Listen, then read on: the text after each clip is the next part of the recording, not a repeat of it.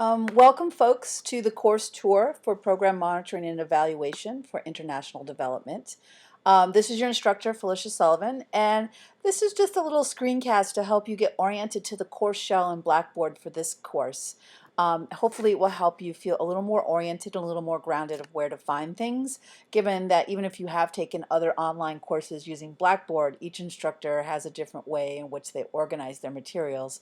So hopefully this will help alleviate some of the stress and anxiety that kind of emerges when the class first starts and people aren't quite sure where to find things. So when you first log into the course shell and come to this particular course, you will see the landing page, which is the What's New page, which you can access. It automatically comes up when you log in, but you can also always access it from the sidebar over here under the title What's New. I would really encourage you, obviously you found this course tour, so certainly the course tour, if you need to refresh yourself, the link to the course tour is here, and I definitely encourage you to watch this through, and if you lose sight of where things are at, come back and visit again, or certainly ask me for help. I suggest that when you first log in after seeing the course tour that you then take advantage of looking at the Start Here area, which is where you will definitely find the syllabus as well as important kind of get started elements. So let's click on that, and okay. So in the Start Here area, you will see sort of as we load things up here, the first thing you'll see is sort of a welcome VoiceThread video from myself, kind of just welcoming you to the class. VoiceThread is a tool that you can certainly use to share material or information with members of the class that is accessed over here on the sidebar, as well as here in the Get Started area.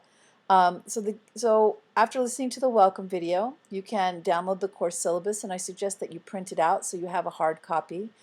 All of the due dates and the general course structure are there, as well as more details related to the midterm and final assignments, as well as some details about the weekly discussion or class participation items.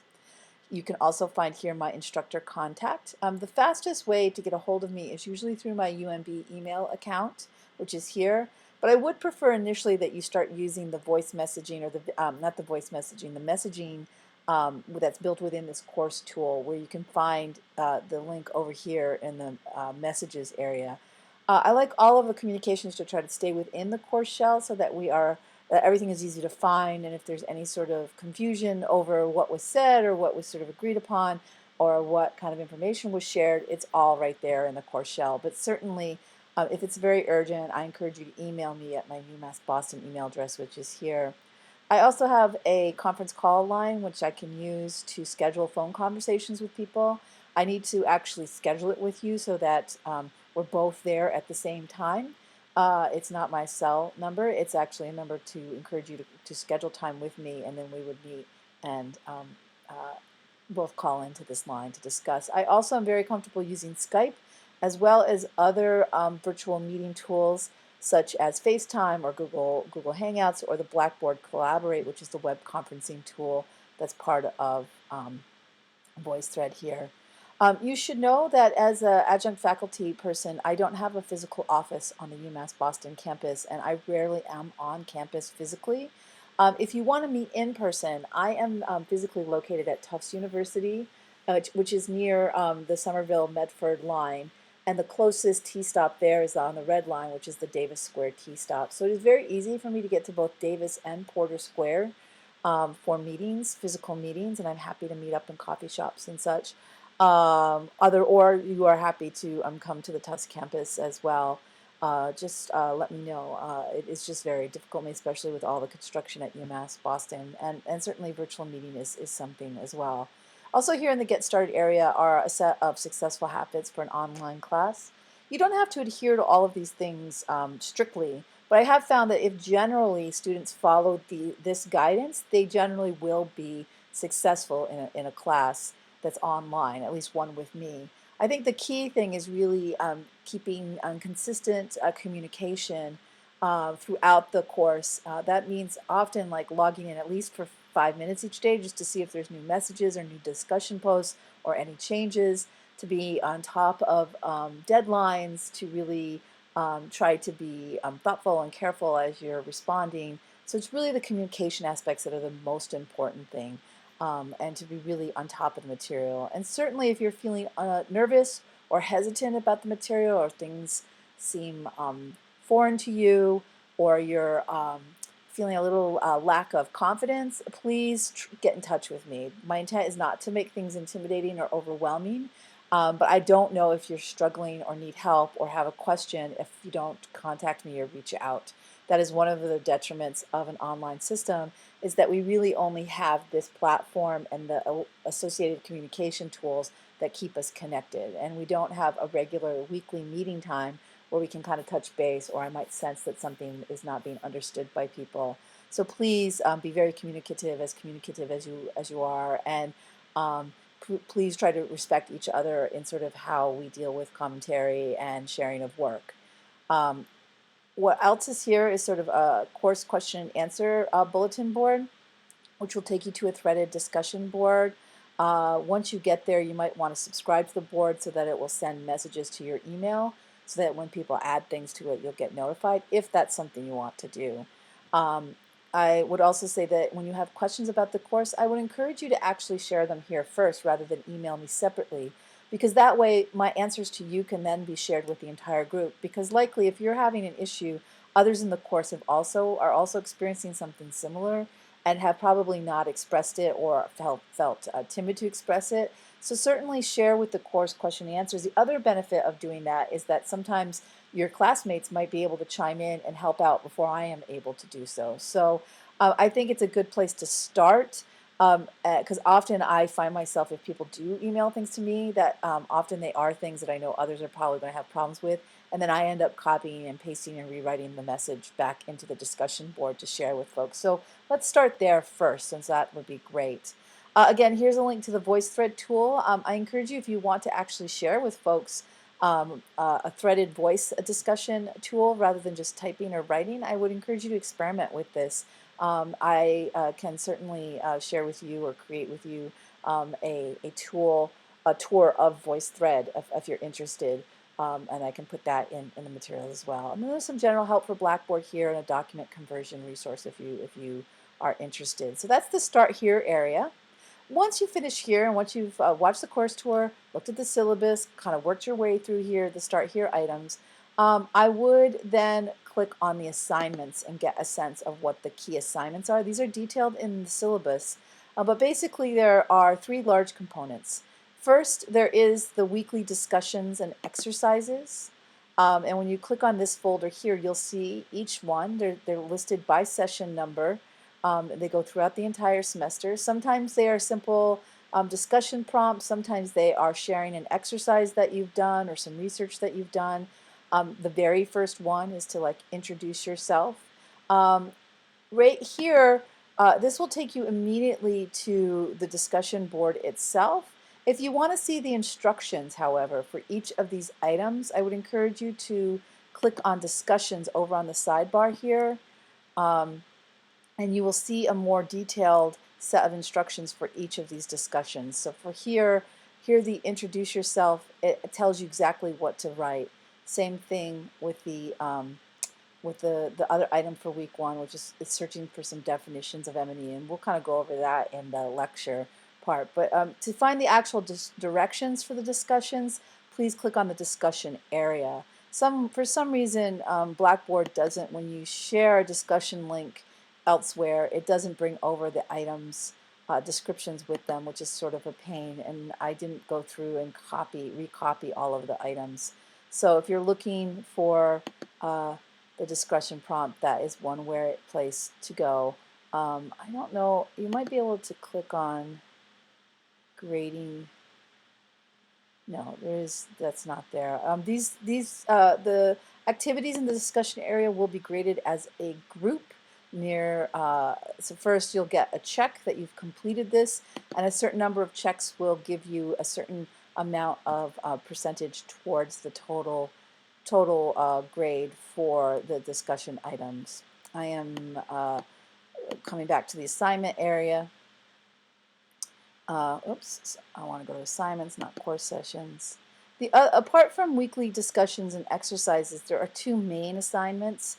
One is a midterm assignment, which is a critique of monitoring and evaluation field report, and all the details of what you need to do for that are detailed here. That is due in March, but however, I do need you to send me or submit a report that you want to use for this critique by the end of February and get approval on it. I just want to make sure you're choosing a report that is a quality report that will be useful and that you can get the kinds of information out of for this assignment. Then there is a final planned performance activity, which I still need to fill in the description of or the details of, but that will be here soon. But likewise, it will have the same amount along with the due dates and such. So that's where you find the assignments. You can always keep track of your grades here, and whether or not you've sort of submitted items for the discussion items or the main things. I need to adjust some of this a little bit, but you'll see these on a regular basis. I think after you look at the assignments, you've looked at the syllabus, you can then get started with the course sessions, which right now the first course session is released. I mostly will release this course sessions on the Friday or Saturday of the week before things start. The week runs Monday through Sunday, but normally I will release things a couple of days before. So you usually have 2 weekends to kind of work on materials.